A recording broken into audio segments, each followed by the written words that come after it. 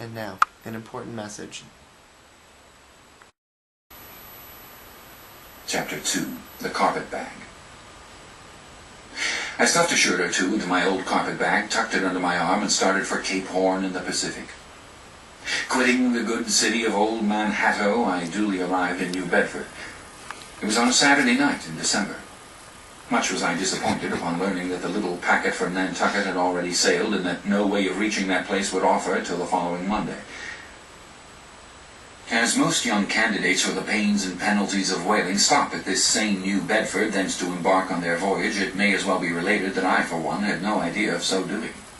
For my mind was made up to sail in no other than a Nantucket craft, because there was a fine, boisterous something about everything connected with that famous old island which amazingly pleased me.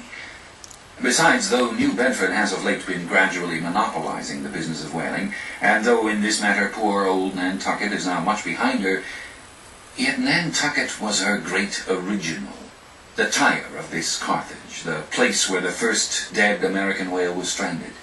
Where else but from Nantucket did those aboriginal whalemen, the Red Men, first sally out in canoes to give chase to the Leviathan? And where but from Nantucket, too, did that first adventurous little sloop put forth, partly laden with imported cobblestones, so goes the story, to throw at the whales in order to discover when they were nigh enough to risk a harpoon from the bowsprit? Now, having a night, a day, and still another night following before me in New Bedford ere I could embark for my destined port, it became a matter of concernment where I was to eat and sleep meanwhile. It was a very dubious-looking, nay, a very dark and dismal night, bitingly cold and cheerless. I knew no one in the place. With anxious grapnels I had sounded my pocket and only brought up a few pieces of silver.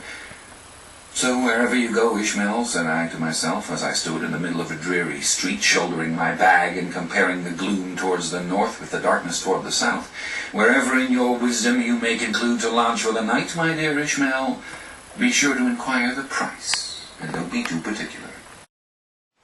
And now you're educated. Tune in next week for more.